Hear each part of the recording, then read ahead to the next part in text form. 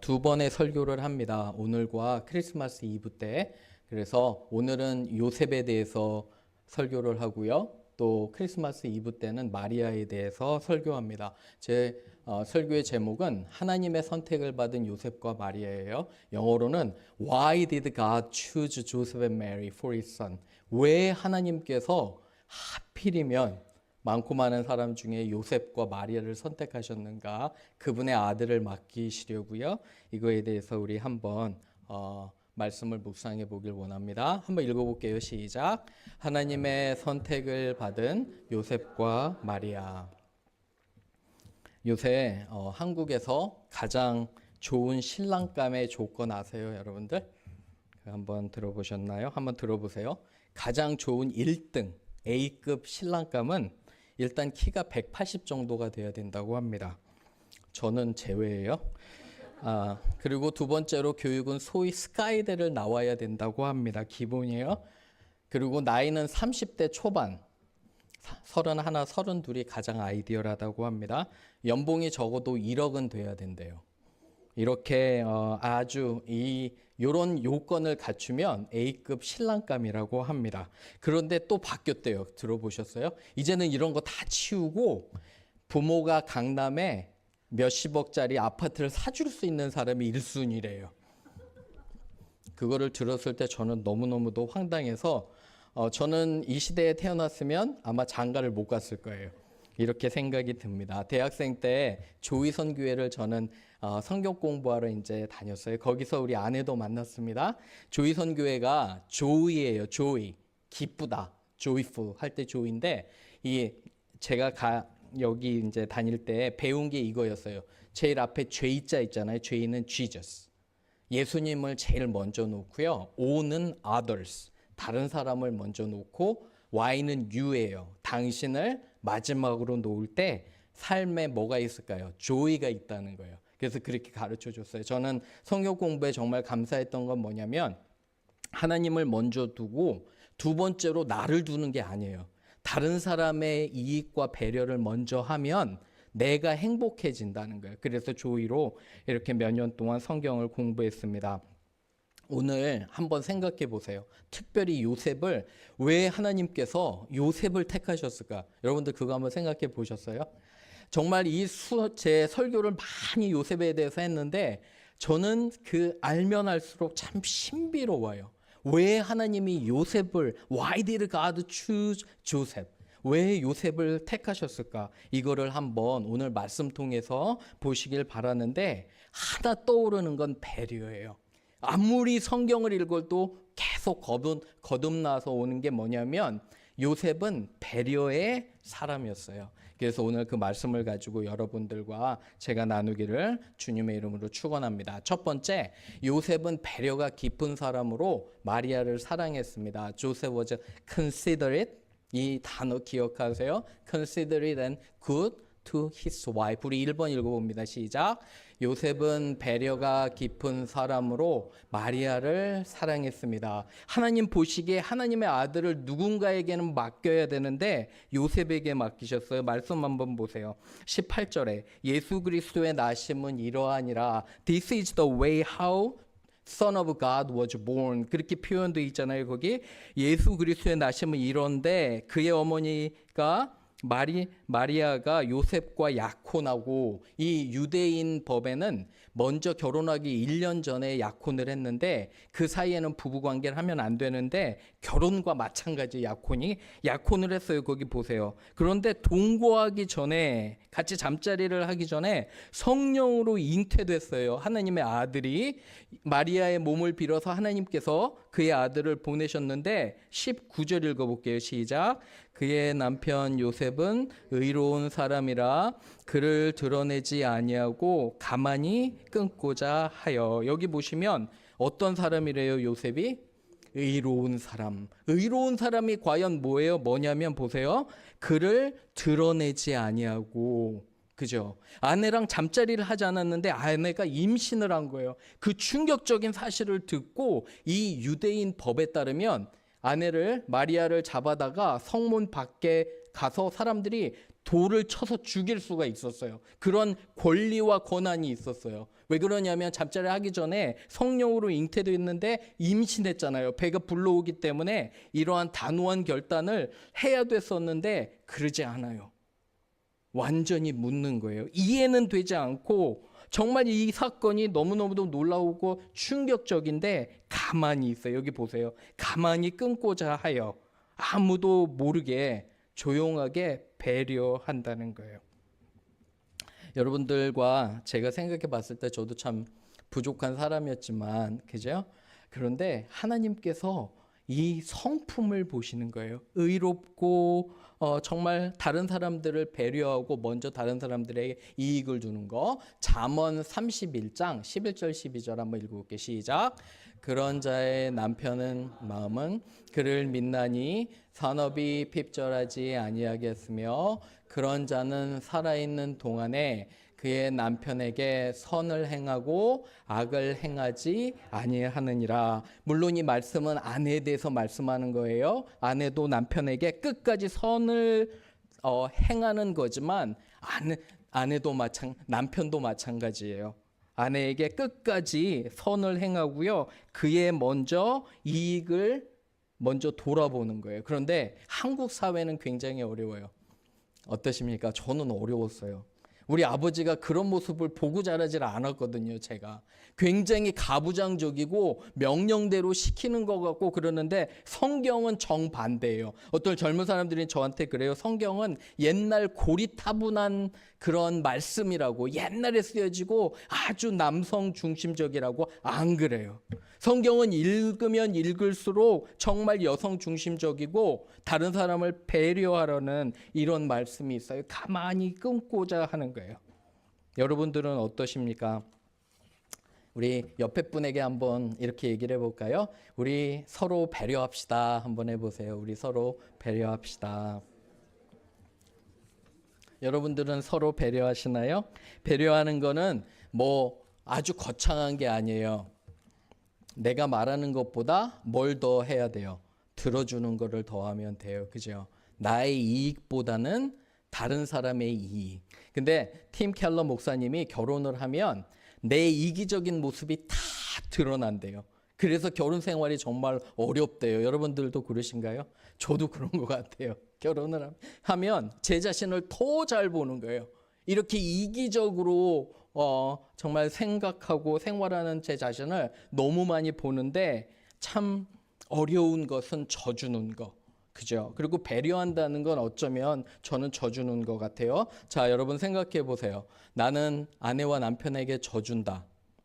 속으로 한번 해보세요. 손 안 드셔도 돼요. 나는 아내와 남편에게 져준다. 그런데 우리 자녀는 어때요? 자녀 생각해 보면 여러분들 자녀 이기세요? 자녀 이기시는 부모 있으면 상담이 필요합니다. 그런데 자녀에겐 져주잖아요. 한없이 져줘요.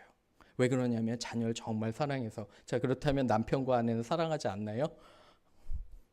사랑하지 않아서 끝까지 내가 이겨야 되나? 그렇죠. 꼭 기억하시길 바라요. 크리스마스 때 주님께서 말구에 오시고 이 겸손하게 오신 것은 이 아버지 요셉, 그죠? 배려와 사랑 넘치는 요셉을 택하셔서 오셨습니다. 이런 축복이 우리 아버지들에게 있기를 주님의 이름으로 축원합니다. 아멘. 두 번째 합니다. 두 번째는 하나님께서 요셉에게 확신을 주시고 약속을 지키십니다. Joseph trusted that God would keep his promise. 우리 이번 한번 읽어볼게요. 시작. 하나님께서 요셉에게 확신을 주시고 약속을 지키십니다. 20절 한번 보세요. 이 일을 생각해서 요셉이 너무 고민이 돼요. 말씀 보세요.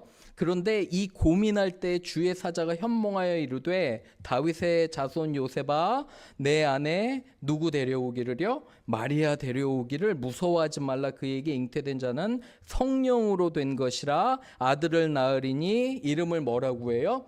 예수라 하라. 이 모든 사람에게서 구원할 자이심을 알게 된다는 거. 이러한 선한 요셉에게 하나님께서 나타나시는 거예요. 나타나셔서 이러한 확신을 주세요. 이사야 9장 6절 우리 한번 읽어볼게요. 시작. 이는 한 아기가 우리에게 낳았고 한 아들을 우리에게 주신 바 되었는데 그의 어깨에는 정사를 메었고 그의 이름은 기묘자라 모사라 전능하신 하느님이라 영존하시는 아버지라 평강의 왕이라 할 것임이라. For to us a child is born, to us a son is given. And the government will be on its shoulders, and he will be called a wonderful counselor. 놀라운 상담자래요. 여러분들 고민이 있거나 어려움이 있으면 기도로 주님에게 나가시기를 바라요. 말씀으로 정말 무장하시고 말씀을 읽기를 바라요. 왜 그러냐면 말씀에 원더풀 카운슬러래요. 사람들이 주지 못하는 조언을 하나님께서 여러분들에게 지혜를 주실 거예요. 내 삶이 정말 힘들고 어렵고 저는 목회자로서 참 많은 분들을 보는데 마음이 너무너무도 안타까운 건 뭐냐면 온갖 종류의 어려움들이 있어요. 상상도 못할 어려움이 있고 마음이 아플 때가 너무도 많아요.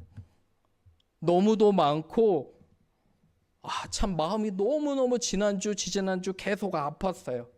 여러분들의 아픔은 제 아픔이 되잖아요. 그런데 하나님 도대체 어떻게 해야 됩니까? 나는 도저히 못하겠어요. 어떤 조언도 해줄 수 없는 상황에서 여러분들 보셔야 돼요. 원더풀 카운슬은 뭐냐면 주님께 기도로 나아가시기를 바라요.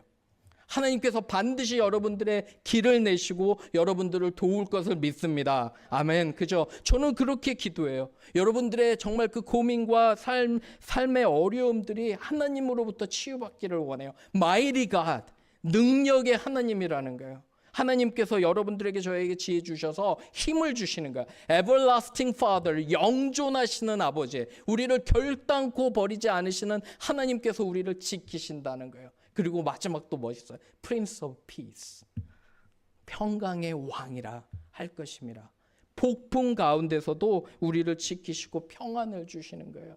크리스마스 때 정말 기쁘지만 우리 가족이 있어서 기쁘잖아요. 그죠? 옆에 분에게 우리 한번 해볼까요? 나는 당신이 있어서 정말 행복합니다. 한번 해보세요.